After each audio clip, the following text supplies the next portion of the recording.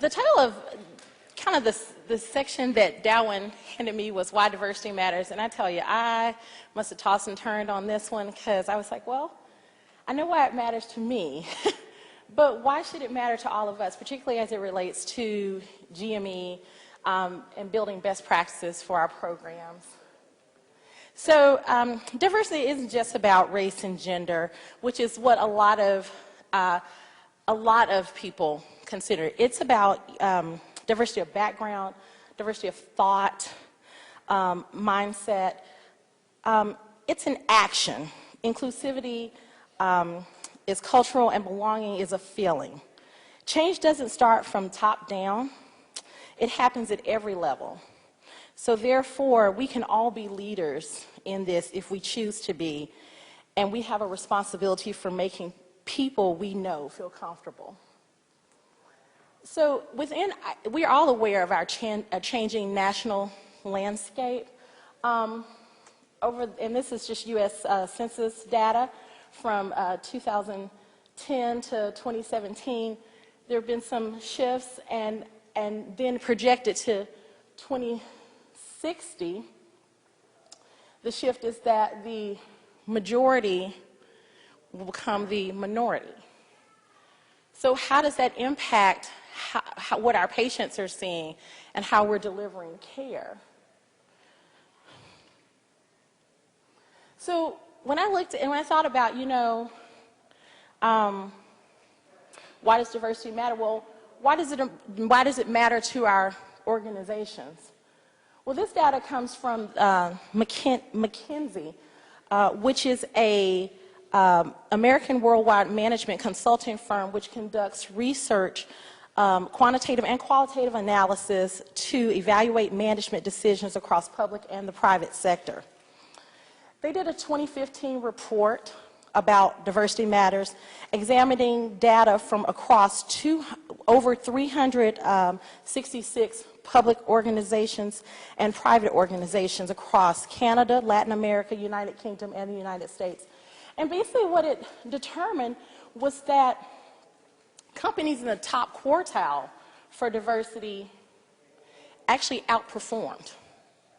So when we talk about diversity equaling excellence, that's exactly what we're talking about. I mean, from a business model standpoint, from our organization, it matters because when gender diversity is there, then there's 15% of those companies are more likely to outperform. When there's ethnically diverse companies, those 35% of those are more likely to outperform. So how does this ultimately impact these organizations? Well, in the United States, there's a linear relationship between racial and ethnic diversity and better financial performance. For every 10% increase in racial and ethnic diversity on the senior executive team, earnings before interest and taxes rise 0.8%. Racial and ethnic diversity has a stronger impact on financial performance in the U.S. than gender diversity, perhaps because earlier efforts to increase women's representation in the top levels of business have already yielded positive results. And as you can see from this model, it also affects, and I thought I read it on here, it affects, satisfaction of your workers. So racial and ethnic and gender diversity contributes to more satisfied employees. So you think, well, can this model be, transferred into healthcare? Has it been looked at into healthcare? Well, there was a paper put out by the National Medical Association, Journal of National Medical Association, in which they did just that. They took the business model for diversity and looked at, well, can we kind of transpose it into healthcare?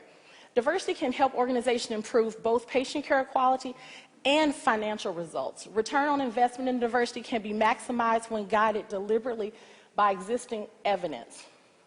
Future studies set in the healthcare industry will help leaders better estimate diversity-related benefits in the context of improved health outcomes, productivity, and revenue streams, as well as the most efficient paths to achieve these goals. So therefore, those models do carry over. So, why would diversity matter to our learners? Well, obviously, accreditation. So both ACGME, which is a new standard, if I'm not mistaken, and LCME have diversity standards associated with them, and you can read those above.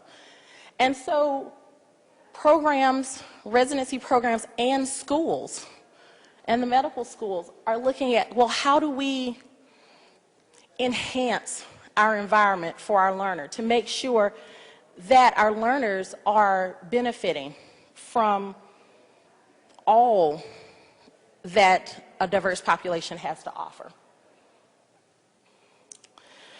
So in the 2015 AAMC report, Altering the Course, Black Males in Medicine, AAMC sought out to understand some of the factors contributing to 35 years of an overall declining trend of black males in medicine.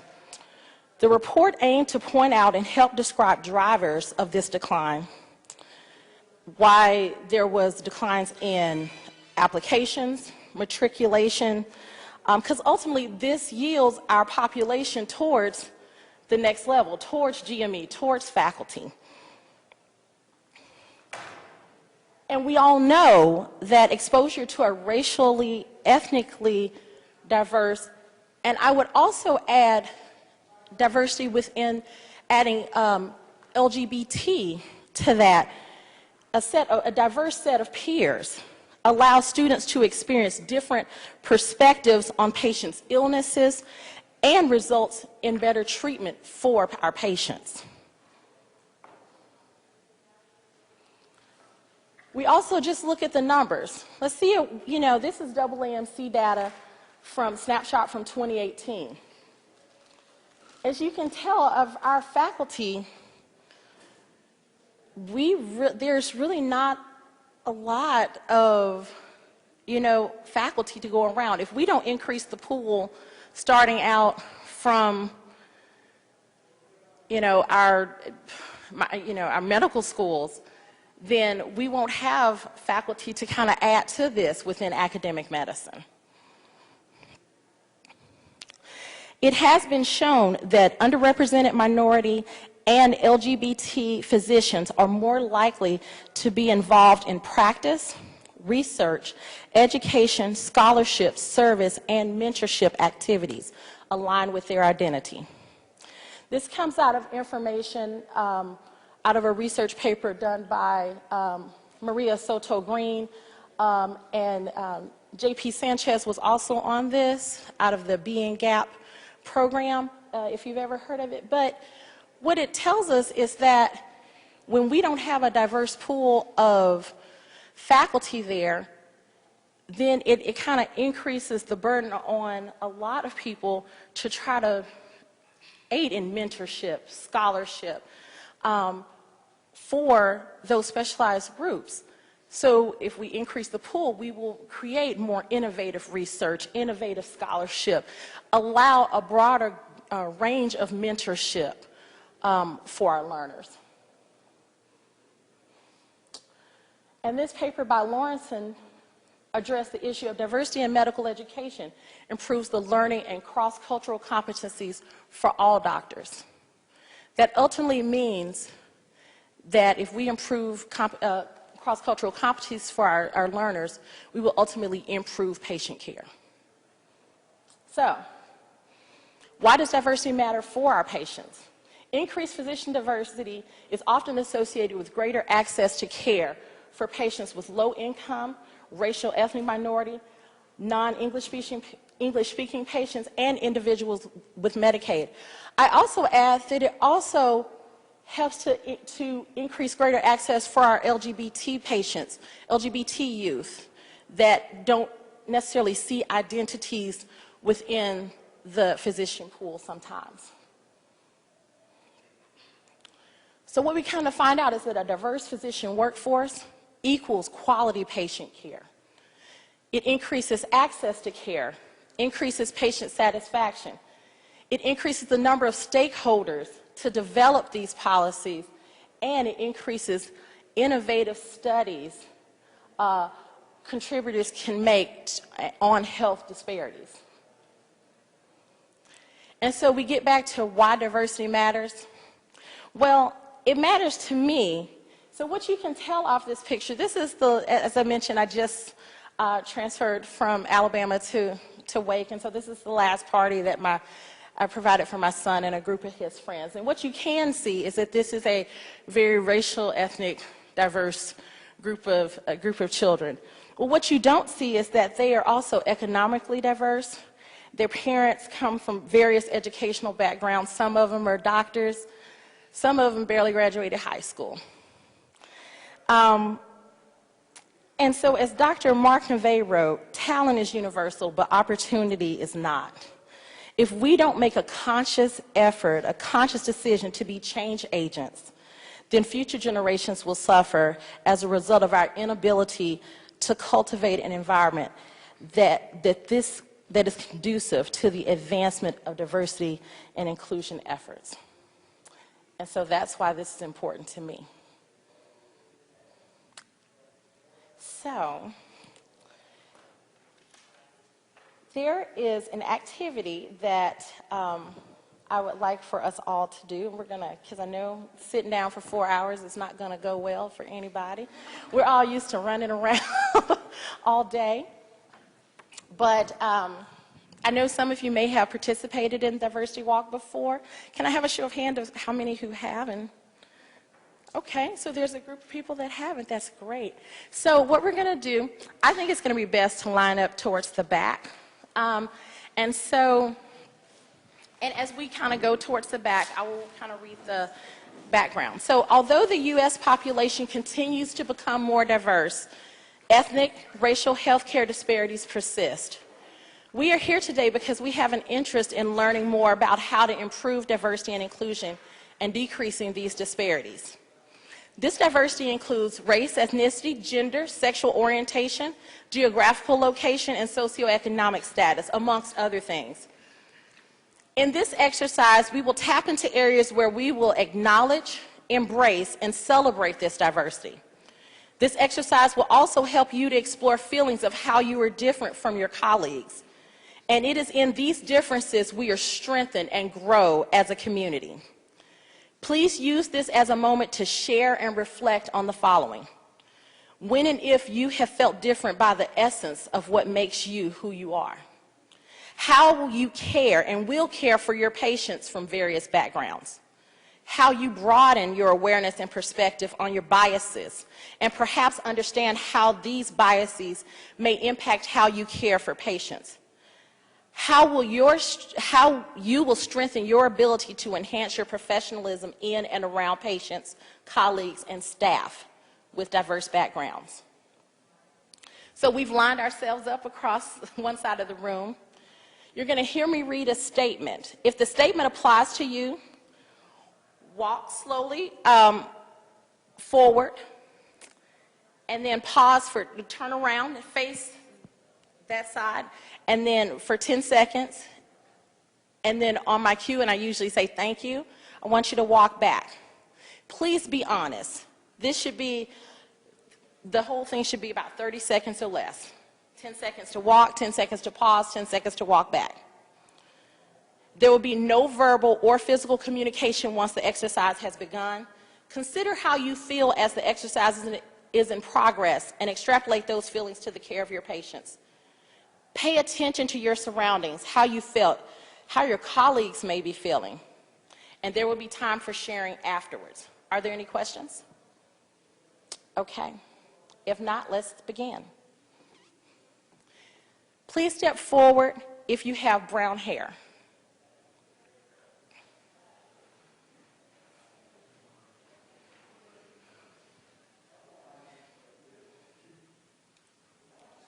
Thank you. Blue eyes.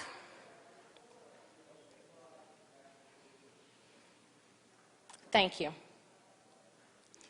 Are taller than 5'7".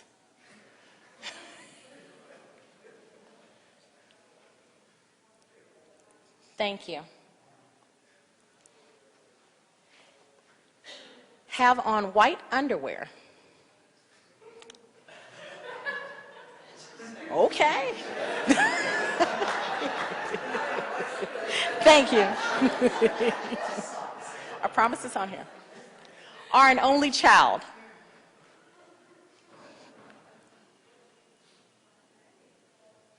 Thank you. Grew up in a single-parent household.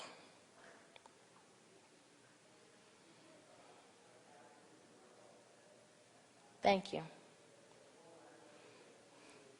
Are married or partnered.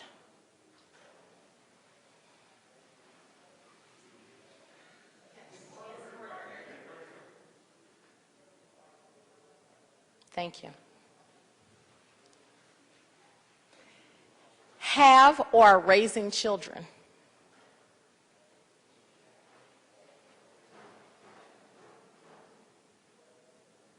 Thank you. You, your parents, or grandparents were born outside of the United States.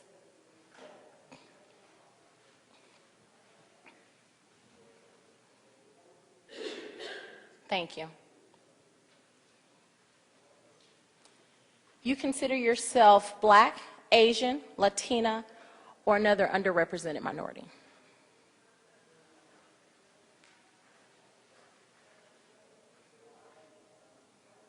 Thank you.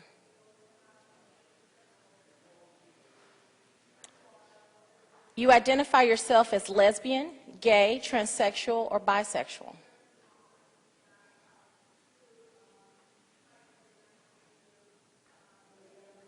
Thank you.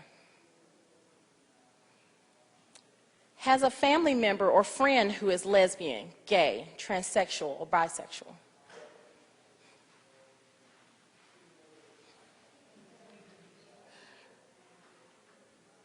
Thank you.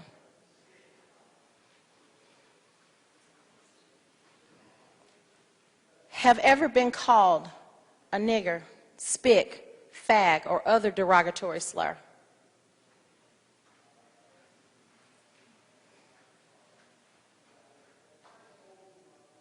Thank you. Are of the Jewish faith.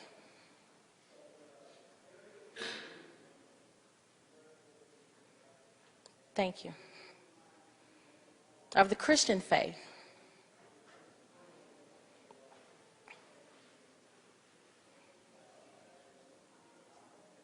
Thank you. Islamic faith. Atheist or agnostic or no religion.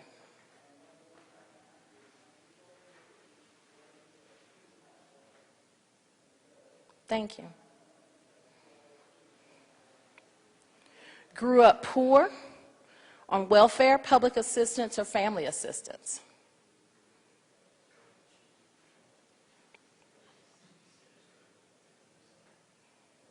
Thank you. Have someone in your family who grew up poor, on welfare or family assistance.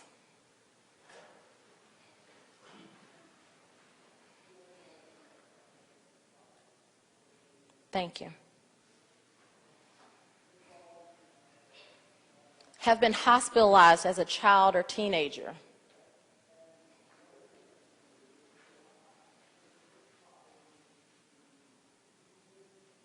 Thank you. Have been a patient in the emergency department.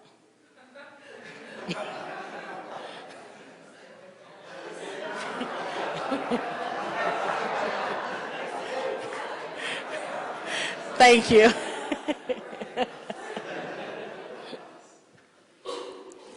Had a parent die tragically, suddenly, or unexpectedly.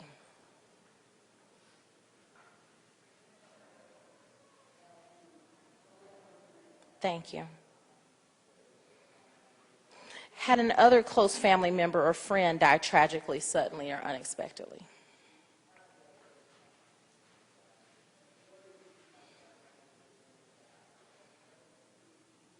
Thank you. Know someone in your family who is HIV positive or has AIDS. Have a friend who is HIV positive or has AIDS.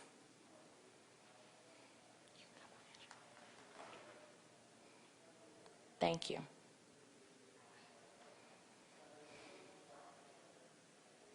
Have someone in your family who smokes cigarettes or chew tobacco?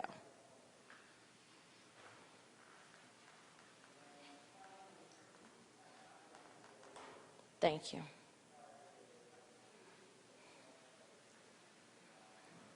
Has been in or know someone in your family who has been a victim of violence?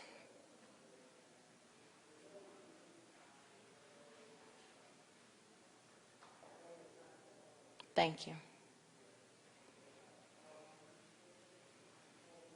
You or your family member who suffer from some form of mental illness?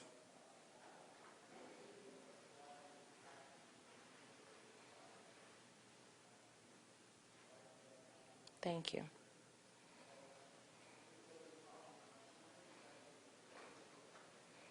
Volunteered in a shelter, food mission, or underdeveloped country?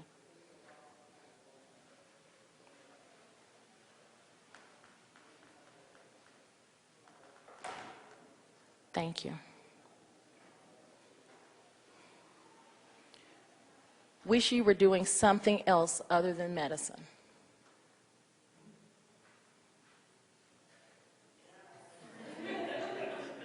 Thank you.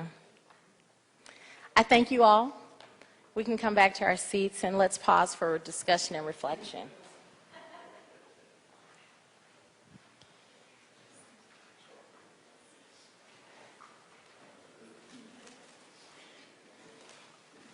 So I know some of you mentioned that you had done this before, but a majority of you have not. So what are your immediate reactions? What are some of your immediate reactions?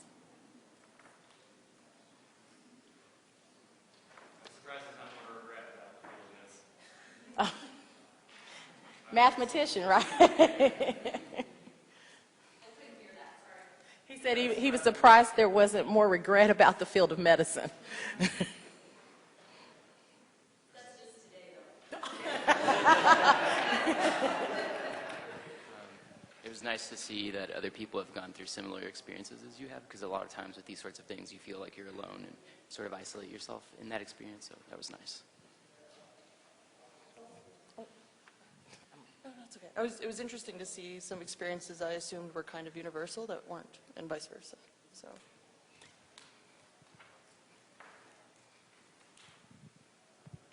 I felt supported when I was out there, you know, with other folks who had experienced similar things, but it was also very personal. At some points I was just like, oh, do I step out? Because is everyone going to look at me and think I'm depressed and have mental illness? But, you know, that wasn't the point. But it was a thought. No, it's hard. It's hard being out there by yourself, being that end of one sometimes. So how do you think this makes us feel about our colleagues?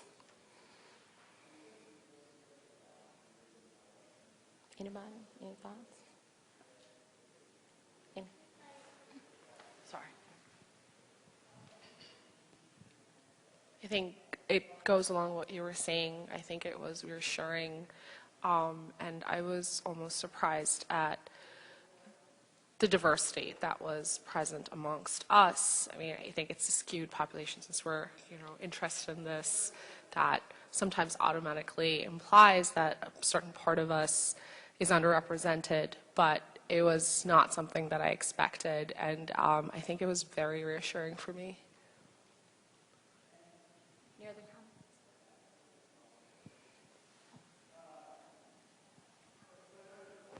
I thought it built a sense of community. Like, for example, when they said if anyone who was like an only child, like you saw a couple people come out, oh, you're an only child too, like stuff like that. So I think it builds some community.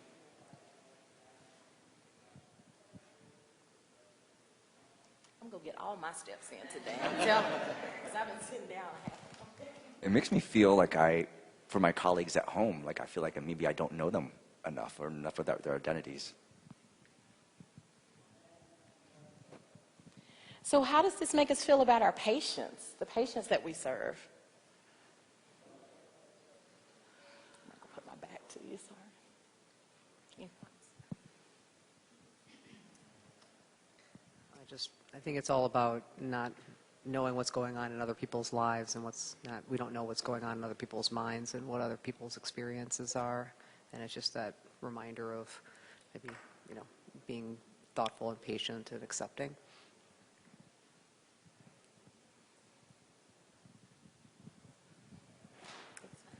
I think I didn't actually realize how much my identity intersects with my partner who doesn't look like me. But, we've all had traumatic experiences that, for some reason, I feel like I didn't just recognize that we're more similar than we are not similar, which I think goes in keeping with our patients, right? Like they're not physicians, but they're human. They're like a black woman who, is et cetera, who like lost a family member, who has like so-and-so in their family. And so I feel like we're just more similar than we're not similar. Just because we look different or have different experiences doesn't mean that we don't intersect along all these different axes, That's awesome. I think it just speaks to how important it is to have that exposure to diversity and I guess to incorporate diversity into kind of all practices or all forms of healthcare because further exposure to that can kind of help just broaden your sense and your understanding that there is that similarity and there is that, that sense of comfort that you can have in some of those experiences that you've shared with people. So it was interesting. I mean, just, sorry, my voice is horrible. Just a little bit of even the joking thing with the white underwear, right? I mean, it was like, do you step out there and how isolating that felt? And that was something that you could choose to share or not share. There are other aspects that you can not, there's no way to choose whether you share that about yourself.